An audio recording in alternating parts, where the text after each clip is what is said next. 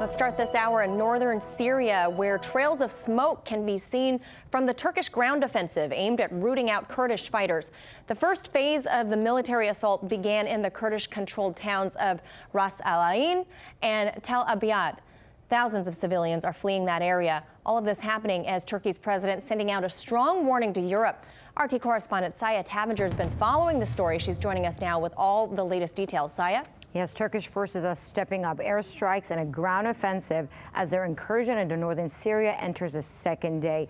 Turkey and NATO ally launched the offensive into Syria to clear out a Kurdish-led militia that controls about a third of the country. Now, the militia, known as the Syrian Democratic Forces, has been allied with the U.S. for the past 5 years in the war against ISIS, but for Ankara, it's an anti-terrorist operation. Now, Turkey's military has said it seized designated targets, and according to the Syrian National Army, a Turkey-backed rebel group, over 100 rival Kurdish fighters have been killed. There's also reports of heavy fighting in the central border region, with a dozen civilian deaths so far as that number keeps growing. Now, the United Nations Refugee Agency said tens of thousands of civilians in Syria on the move to escape the fighting. Now, this assault on Kurdish-led forces, a key U.S. ally, follows President Trump's decision to withdraw U.S. troops from that region. There's also dismay among U.S. military over Syria's decision, but for now, it seems that the White House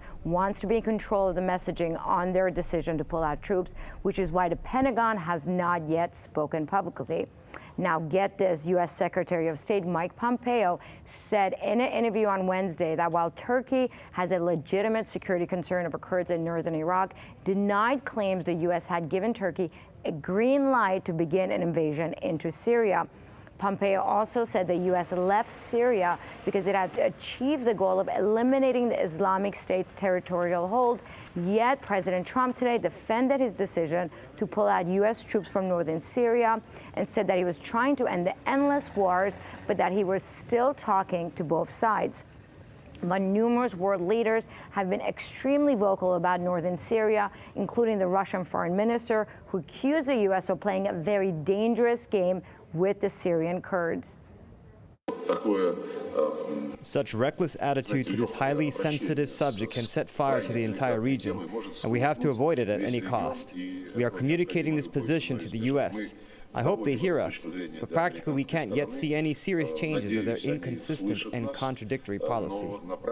And the UK Foreign Secretary today tweeted that while he had spoken to his Turkish counterpart of the UK's disappointment over Turkey's offense in Syria, and that the military operation risks greater humanitarian suffering and undermines the focus on countering ISIS. Now, the governments of Germany, Belgium, France, Poland, India, and Australia joined the UK and have also called on Turkey to cease military action in northeast Syria. Now, Emmanuel Macron said that Turkey's operation risks helping ISIS rebuild its caliphate and has now summoned the Turkish ambassador in Paris to discuss Turkey's offensive.